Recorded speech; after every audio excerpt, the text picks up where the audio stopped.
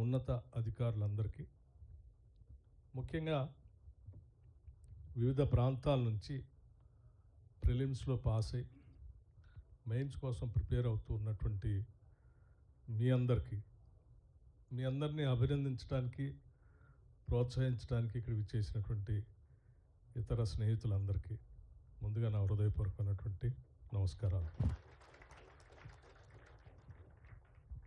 మీ సమయం చాలా విలువైనది. మేము ఎక్కువ సమయం తీసుకోకుండా 2 విషయాలు మాత్రమే మీ ముందు ఉంచి, ఈ రాష్ట్ర ప్రభుత్వం ఈ రాష్ట్రంలో ఉన్నటువంటి మేధో సంపత్తిని ఏ రకంగా పెద్ద ఎత్తున ప్రోత్సహించి ఈ రాష్ట్రానికి, దేశానికి ఉపయోగపడే కార్యక్రమంలో భాగంగా ఏ కార్యక్రమాలు చేస్తుందో 2 విషయాలు ప్రత్యేకంగా మీ ముందు ఉంచాలని నేను అనుకుంటున్నాను. అందులో మొదటిది, గతంలో ఈ రాష్ట్రాన్ని పాలించినటువంటి వాళ్ళు ఎవరు కూడా ఆలోచించిన విధంగా ఈరోజు రాష్ట్ర ప్రభుత్వం, రాష్ట్ర ముఖ్యమంత్రి శ్రీ రేవంత్ రెడ్డి గారి నాయకత్వంలో మంత్రిమండలి మొత్తం ఆలోచన చేసి మన రాష్ట్రం నుంచి యూనియన్ పబ్లిక్ సర్వీస్ కమిషన్ పరీక్షలు రాస్తూ అందులో పెద్ద ఎత్తున ఉత్తీర్ణులై ఈ రాష్ట్రానికి, దేశానికి ఉపయోగపడేటట్టుగా మనం కావలసిన ఆర్థిక సహాయాన్ని వారికి అందించగలిగితే వారికి ఉన్నటువంటి కొద్ది ఇబ్బందులైనా తొలగించినటువంటి వాళ్ళు అవుతాం.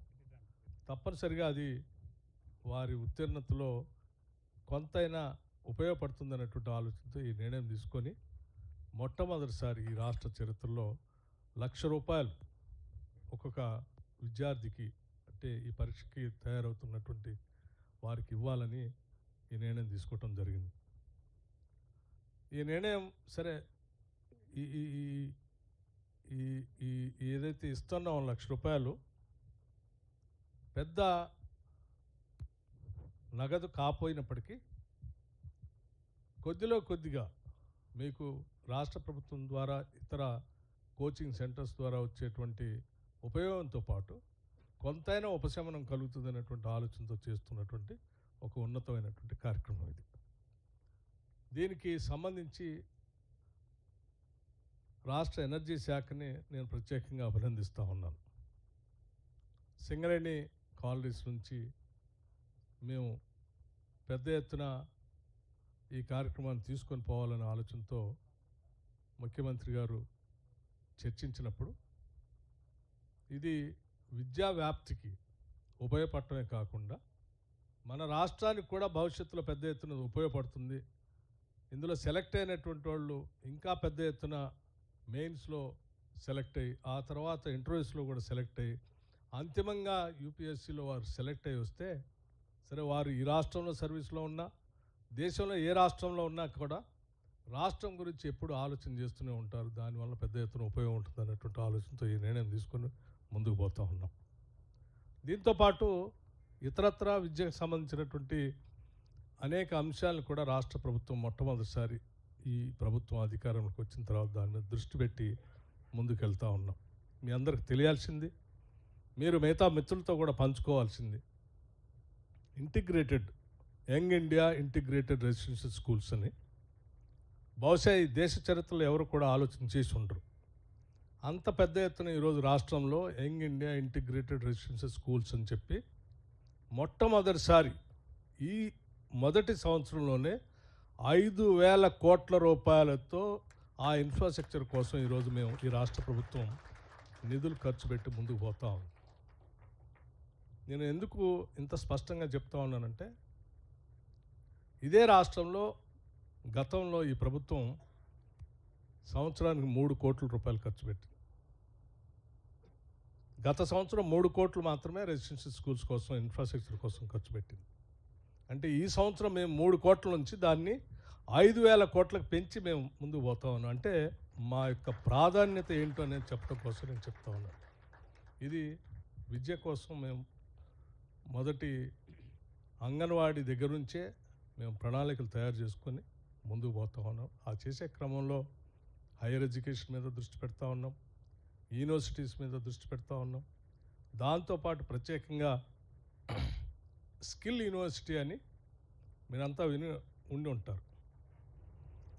ఈ మధ్యకాలంలో ప్రత్యేకంగా 4వ సిటీ వస్తూ ఉంది ఈ రాష్ట్రంలో అని చెప్పి గారు ప్రత్యేకంగా అక్కడికి వెళ్ళి భూమి పూజ చేసి ఒక స్కిల్ యూనివర్సిటీకి పరిశ్రమకు కావలసినటువంటి అవసరాలకి సంబంధం లేకుండా ముందుకు పోతా ఉంది.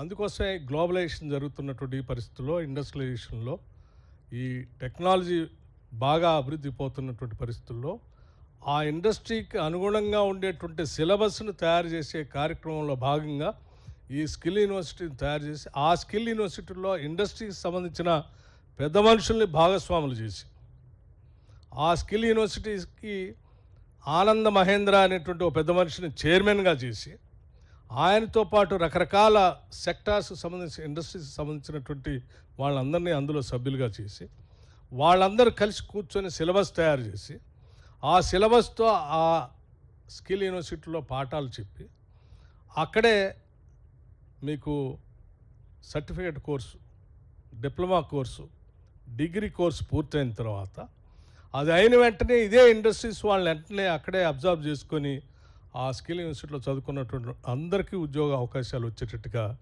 చేసినటువంటి అద్భుతమైనటువంటి స్కిల్ యూనివర్సిటీ గురించి కూడా మీరంతా తెలుసుకోవాల్సినటువంటి అవసరం ఉంది. 10 మందికి చెప్పాల్సినటువంటి అవసరం కూడా ఉంది. దాంతోపాటు ఇంకో కార్యక్రమం కూడా చేశారు. మన అందరికి తెలిసిందే, దాదాపు రాష్ట్రంలో ఉన్నటువంటి 63 ఐటీఐ కళాశాల గతంలో మనం అందరం చిన్నప్పటి నుంచి చూస్తూ వచ్చాం. దాదాపు అన్నీ మూసేసే క్రమంలో పడ్డాయి. అటువంటి 63 ఐటీఐల్ని స్కిల్ సెంటర్స్, అడ్వాన్స్డ్ స్కిల్ సెంటర్స్గా పెద్ద ఎత్తున వాటిని ప్రోత్సహించడం కోసం దాన్ని కూడా ఇండస్ట్రీ వాళ్ళని ఇన్వాల్వ్ చేసి టాటా గ్రూప్ సంబంధించినటువంటి చైర్మన్తో ప్రత్యేకంగా మాట్లాడి టాటా గ్రూప్ వాళ్ళతో పాటు దేశంలో ఉన్నటువంటి మిగతా ఇండస్ట్రీస్ వాళ్ళందరూ కూడా ఇన్వాల్వ్ చేసి ఆ 63 ఐటీఐ సెంటర్లన్నింటినీ కూడా అడ్వాన్స్డ్ టెక్నాలజీ సెంటర్స్గా అప్గ్రేడ్ చేస్తూ భవిష్యత్తులో అద్భుతమైనటువంటి స్కిల్ సెంటర్స్గా మారుస్తున్నటువంటి కార్యక్రమం కూడా ఈ రాష్ట్రంలో జరుగుతూ ఉంది.